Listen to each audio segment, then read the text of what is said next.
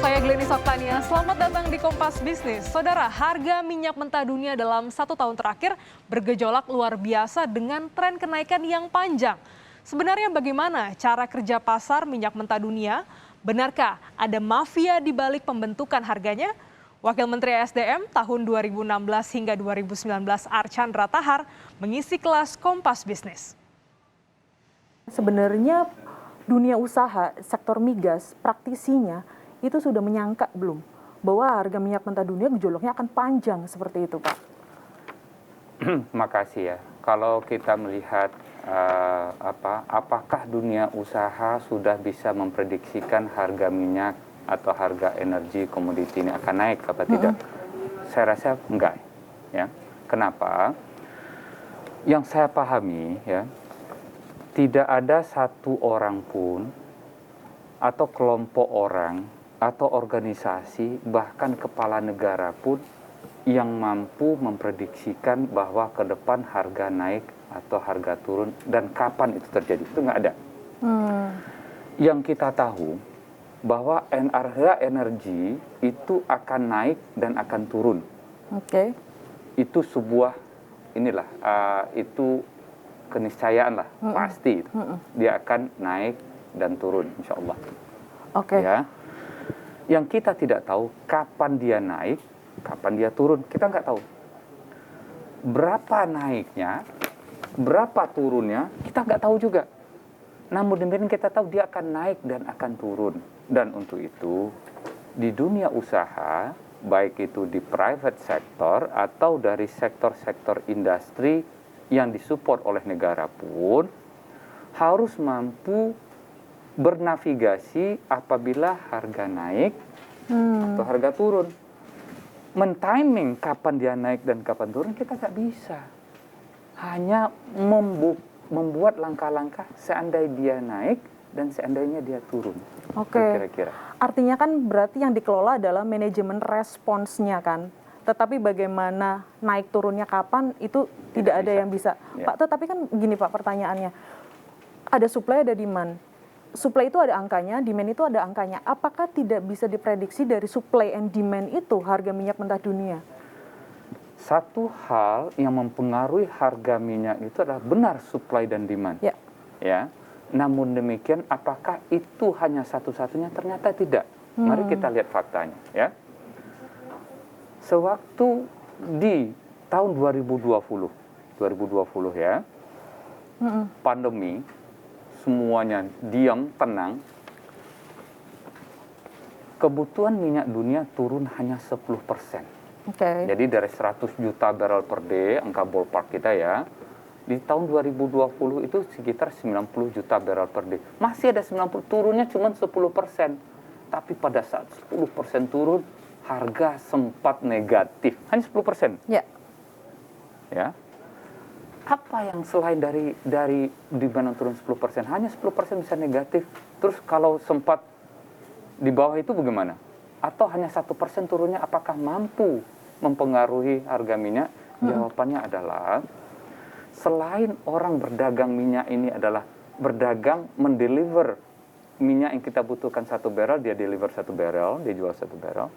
Ada juga yang namanya future trading, paper trading.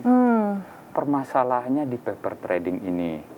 Kalau kita lihat di Singapura misalnya, di mana di sana ada market untuk energi ya, itu yang real trading, yang berdagang real minyak itu, yang bukan di kertas ya, apakah 20-30%? Mungkin hanya segitu. Sisanya sebagian besar itu adalah paper trading. Oke. Paper trading ini sebagian besar mungkin lebih banyak, selain kita bicara keadaan geopolitik, juga supply demand, selebihnya apa? Persepsi. Apa yang kejadian ke depan kira-kira? Nah, persepsi ini membuat harga komoditi itu naik dan turunnya susah untuk diprediksi. Oke. Kapan naik dan kapan turunnya. Oke. Ini bisa saya simpulkan, jadi misalnya ambil contoh adalah bursa di Singapura. 20% itu real konkret bentuk minyak yang diperjualbelikan ya, spot, pasar spot ya Pak. Sedangkan 80%-nya adalah pasar future, yaitu ketika kita bertransaksi di Januari misalnya, ternyata delivery-nya di Maret, bisa Mei, Agustus, atau bisa tahun depan. Apa yang kemungkinan bisa terjadi di antara Januari, di Februari, Maret, April? Nah, di timing tengah-tengah ini apa yang itu bisa terjadi, paper Pak? itu bisa diperdagangkan lagi juga. Hmm. Ya, artinya apa? Kalau beruntunglah sebuah trading company, trading arm, dari misalnya dari Shell, dari BP yang punya trading arm, kalau dia mampu, apakah mampu belum tentu juga. Kalau dia beruntung, ya, memprediksikan market ke depan itu adalah naik, sementara dia deal sekarang dengan harga murah, maka terjadi windfall profit ya. Wah, good. Windfall profit itu. Ya. Tapi sewaktu dia salah memprediksikan ke depan, maka bangkrutlah dia atau rugi besarlah dia. Salah satu yang rugi terbesar di Singapura itu adalah Hin Leong yang seperti kita tahu. Itu juga akibat salah satunya ya. Salah memprediksikan harga. Ketika saya berpikir lah, ini konsumsi minyak nggak berubah kok gitu, 100 barel per hari juga, dan dari sisi supply juga maksudnya nggak yang timpang sekali, kenapa harganya bisa gejolaknya parah seperti itu loh, Pak? Mari kita lihat ya. Sebelum pandemi, kebutuhan minyak dunia itu adalah 100 juta barel per day. Pandemi turun 90 juta. 2021 kemarin kembali di 100 juta. 2022 ini slope-nya naik kembali. 101, 100 naik ini. Ya. Dia naik, perubahan supply 1% saja tidak setimbang antara supply dan demand. Either bisa jadi demandnya kebanyakan, supply kurang, atau supply kelebihan dan demandnya ini 1% aja itu mampu membuat harga minyak bergejolak. 1% saja. Apa kabar dengan konflik di Rusia? Rusia adalah negara produsen minyak 3 besar dunia lah. Antara Arab Saudi dan Amerika itu ganti-gantian.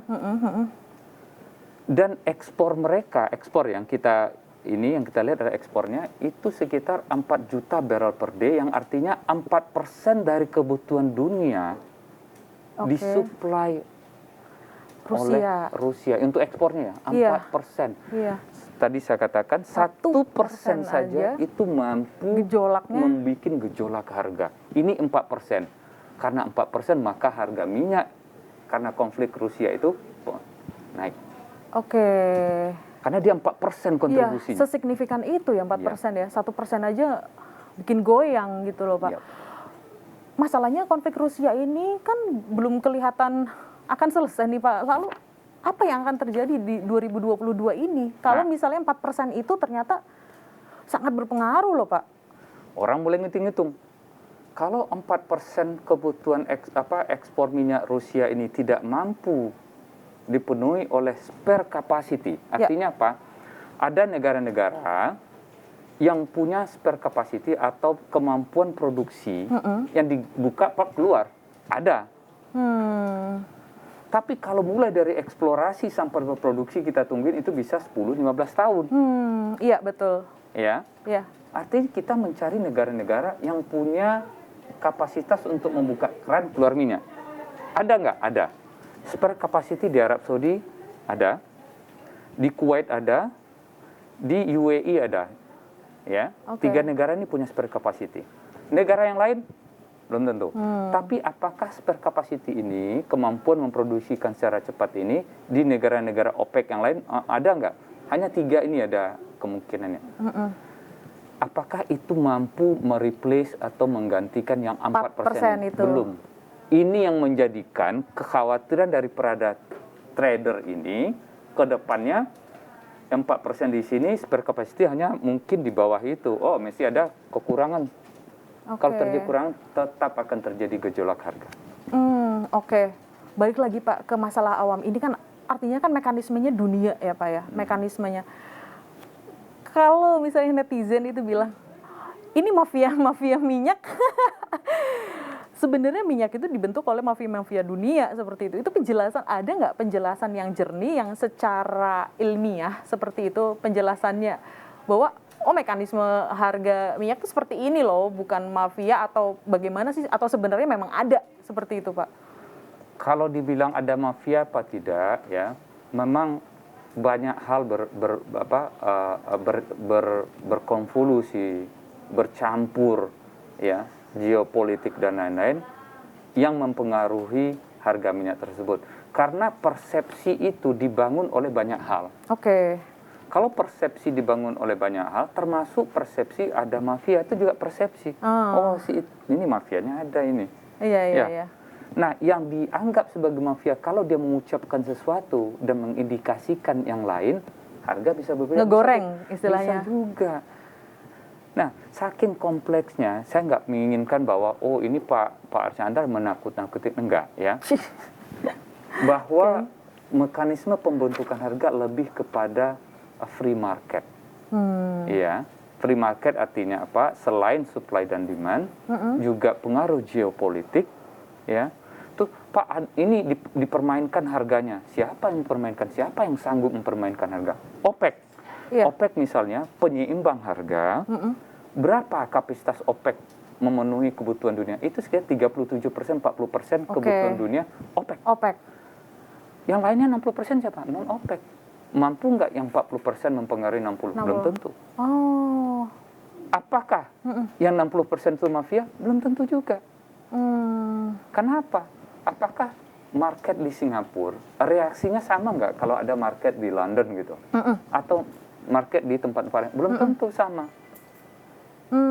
Kan yang trading beda orangnya. Oke. Bisa nggak saya simpulkan, mafia belum tentu atau juga tentu, tetapi spekulan itu mungkin banyak karena 80%-nya yang didagangkan minyak itu adalah paper. Iya. Karena mainnya persepsi. Persepsi itu yang bermain, salah satunya yang mempengaruhi harga minyak dunia.